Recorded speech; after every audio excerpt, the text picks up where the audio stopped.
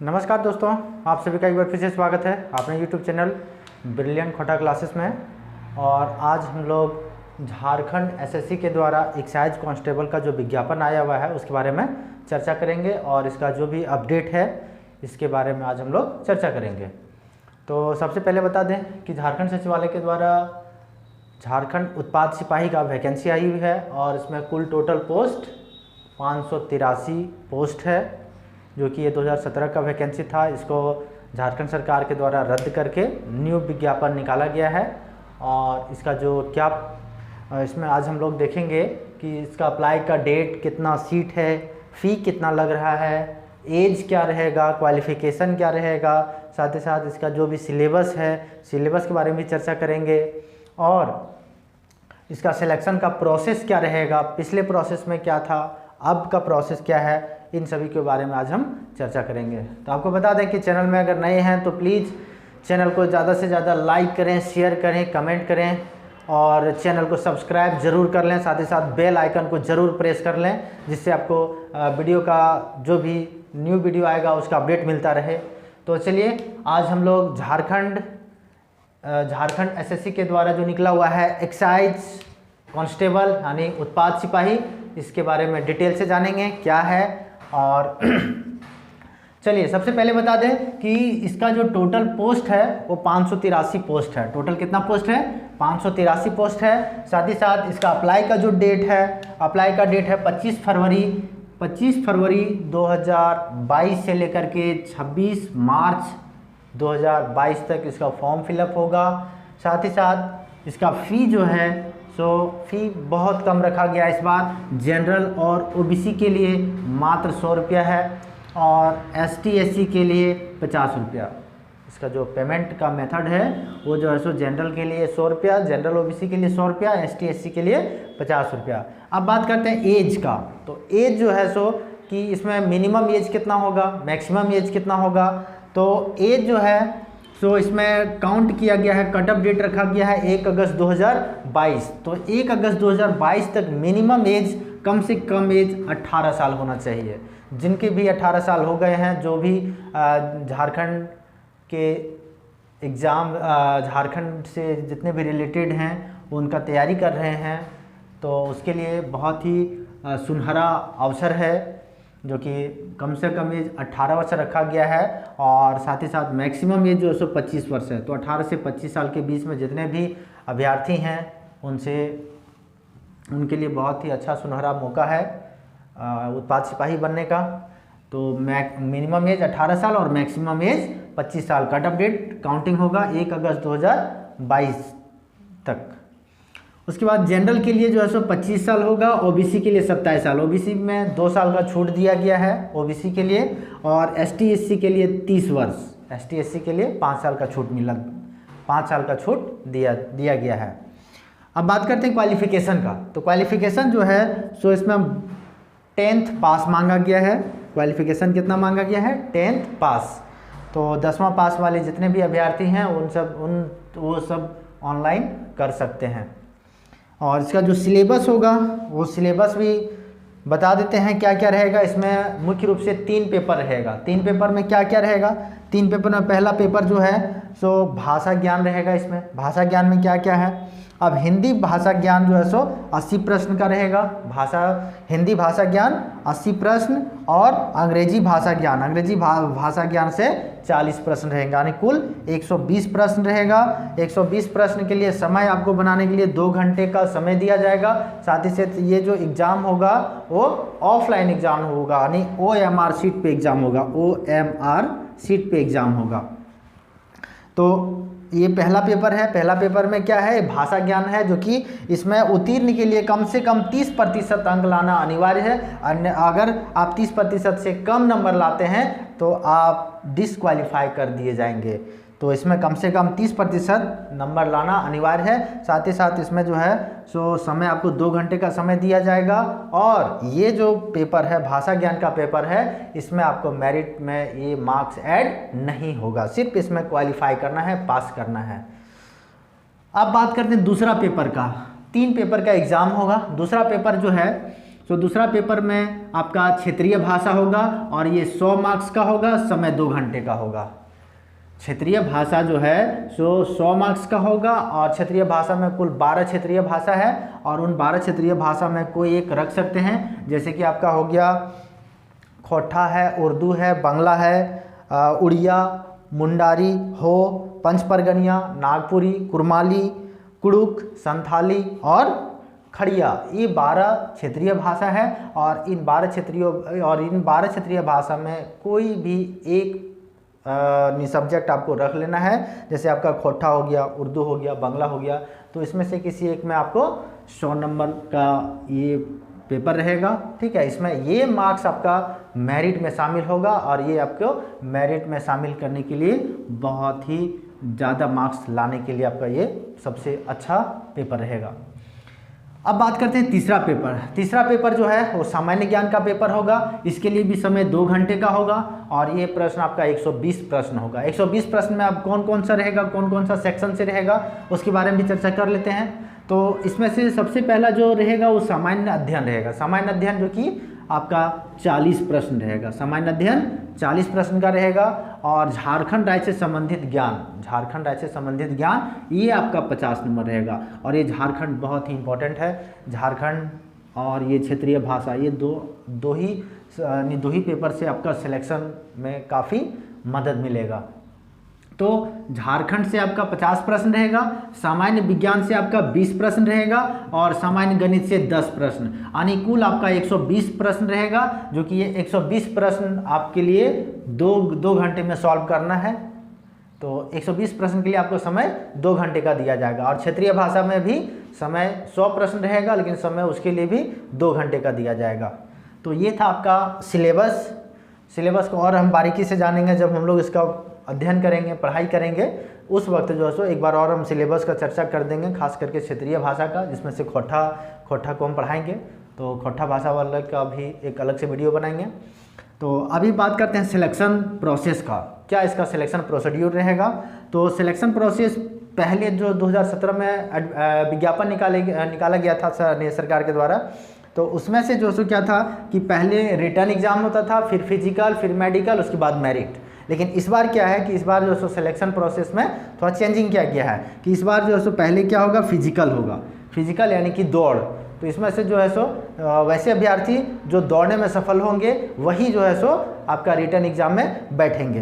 तो पहला जो प्रोसेस होगा वो फिजिकल का होगा।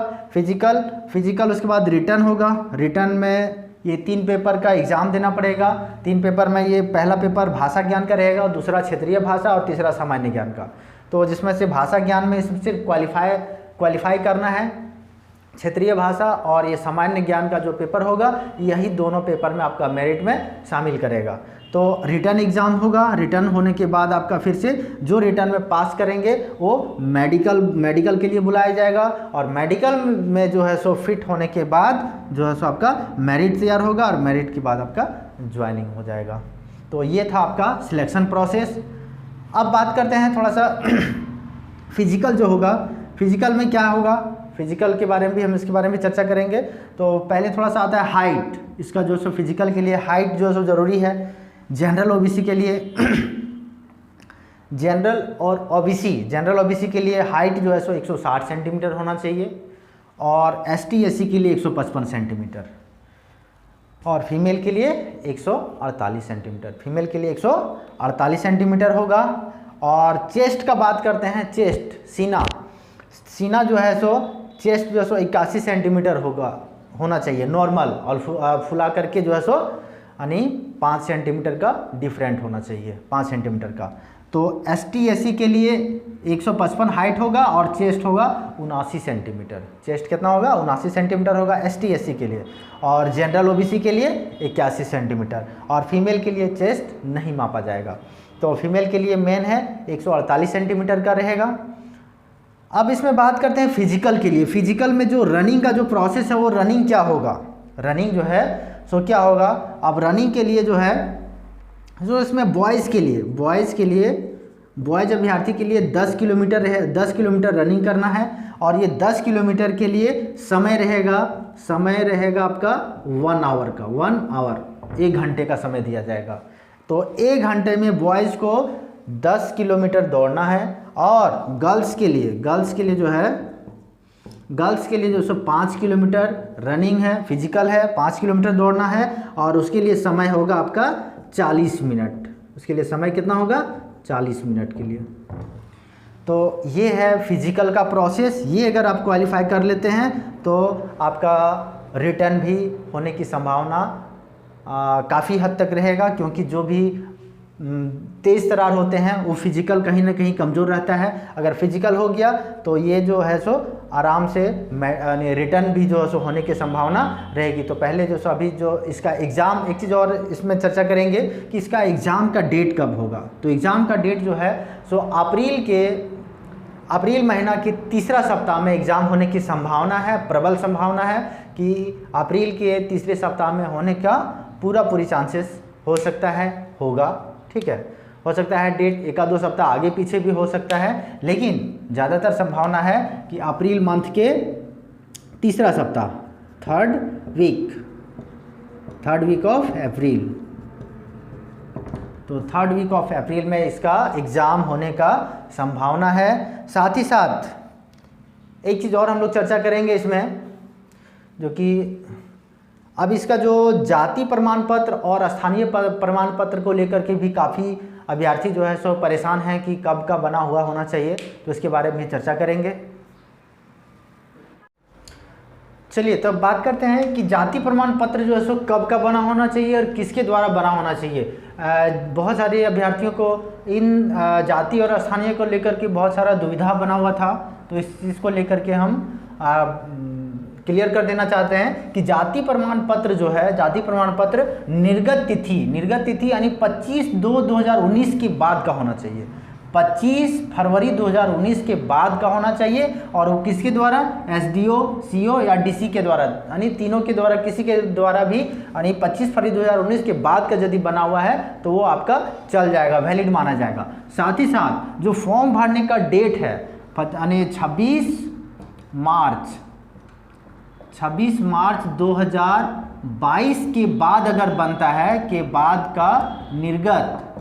का निर्गत ये आपका अमान्य हो जाएगा, अमान्य होगा। यानी कि अगर कोई जाति प्रमाण पत्र 26 मार्च 2022 के बाद निर्गत होता है तो वो जो है सो उसका यानी उसको जाति प्रमाण पत्र वो वैलिड नहीं माना जाएगा, क्योंकि इसमें बता दिया गया कि 25 फरवरी 2019 के बाद से लेकर के फॉर्म, जब तक फॉर्म भरने का जो लास्ट डेट है उस डेट के पहले का बना होना चाहिए।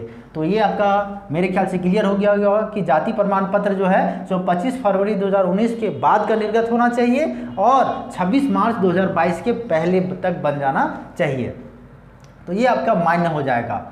साथ ही साथ क्या है, स्थानीय प्रमाण पत्र का बात करते हैं। स्थानीय रेसिडेंशियल, तो रेसिडेंसी प्रमाण पत्र के लिए जो है सो इसका भी निर्गत तिथि जो है सो 2 डेट है। इसमें 2 डेट क्या है कि एक 2/6/2016 यानी 2 जून,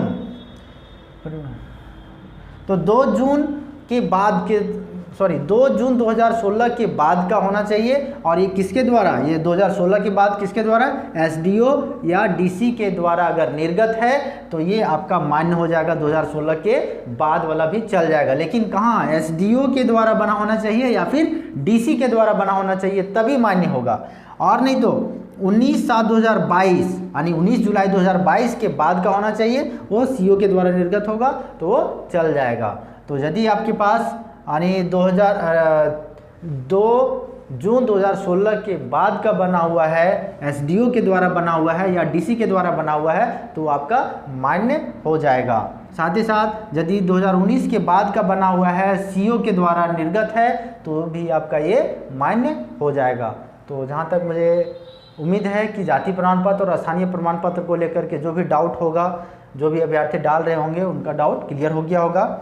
अब चलिए बात करते हैं थोड़ा सा फिजिकल का जो रनिंग का जो प्रोसेस है, वो रनिंग का जो प्रोसेस है वो 10 किलोमीटर जो दौड़ है, 10 किलोमीटर जो रनिंग है वो कैसा होगा और किस प्रकार से होगा। तो पहले बता दें कि आप लोग को, क्योंकि हमने भी जिला पुलिस का एग्ज़ाम दिया हुआ था, उसमें भी फिजिकल रिटर्न निकाले, फिजिकल निकाले, मेडिकल भी पास हो गया, लेकिन कहीं ना कहीं ये जाति प्रमाण पत्र के कारण से जो है सो मामला हाईकोर्ट में अभी अटका हुआ है, चल रहा है, अभी ऑर्डर पे लगा हुआ है। उसमें हम लोग का दोष नहीं है। ये पिछले जो मुख्यमंत्री थे रघुवर दास के द्वारा जो सो कुछ जाति को चेंज कर दिया गया था कि 2 से 1 में, और उसी दौरान चेंज हुआ था, जिसके कारण से आज भी मेरा जो मामला है उसी में अटका हुआ है। तो उसका कुछ अनुभव है मेरे पास। तो जैसे देखिए उस वक्त क्या हुआ था कि रनिंग का जो प्रोसेस था, वो दौड़ जो है सो वो बिल्कुल एक ग्राउंड में था और ये 400 मीटर का ग्राउंड था, 400 मीटर का। तो 400 मीटर का ग्राउंड था, 10 किलोमीटर दौड़ना था। तो 10 किलोमीटर दौड़ने के लिए 400 मीटर का ग्राउंड के लिए कम से कम 25 राउंड लगाना पड़ेगा। 25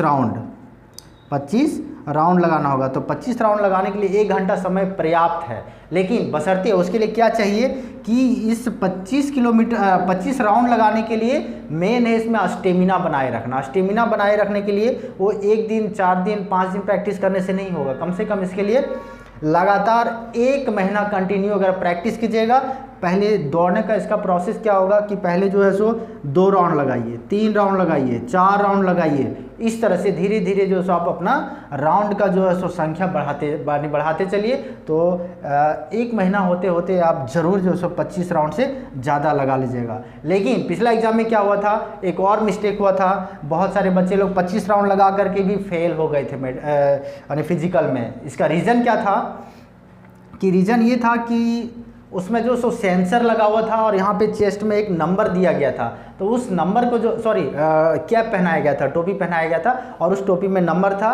और वो नंबर को क्या करता था कि कुछ बच्चे जो सो राउंड के दौरान, जैसे सपोज दैट यहाँ पे सेंसर लगा हुआ है, यहाँ पे सेंसर लगा हुआ है, आप दौड़ करके इधर से जा रहे हैं, तो यदि वो सेंसर कैच नहीं करेगा तो वो जो है सो आप अगर साइड से निकल गए तो वो सेंसर आपका वो कैच नहीं किया, तो आपका जो है सो ये राउंड लगाया हुआ बेकार चला गया। तो कुछ बच्चे जो है सो 26 राउंड लगा करके भी फेल हो गए। रीज़न क्या था कि वो बच्चे जो सो सेंसर यहाँ लगा हुआ है तो वो साइड से होकर के निकल जाते थे, मतलब जल्दी दौड़ने के चक्कर में, जिसके वजह से क्या होता था कि परिणाम जो है सो उसको मिलता था कि वो दौड़ में फेल हो गए, जो कि वो 25 राउंड पूरा कर चुका था। इसलिए तो बहुत सारे बच्चे क्या करने लगे कि जब पहला दिन मिस्टेक हुआ, दूसरा दिन मिस्टेक हुआ, तो अब से क्या करने लगे कि जो 25 राउंड लगा दिए उसके बावजूद भी 3 राउंड 4 राउंड एक्स्ट्रा लगा देते थे। और हमने भी वही किया था, हमने भी जो सो 28 राउंड लगाया था, जिसके वजह से जो है सो कोई तरह का दिक्कत नहीं हुआ। तो अगर समय मिलता है, 1 घंटे से ज़्यादा पर्याप्त समय अगर मिल जाता है, तो ऐसा नहीं कि अब 25 राउंड लगाए हो गया, नहीं,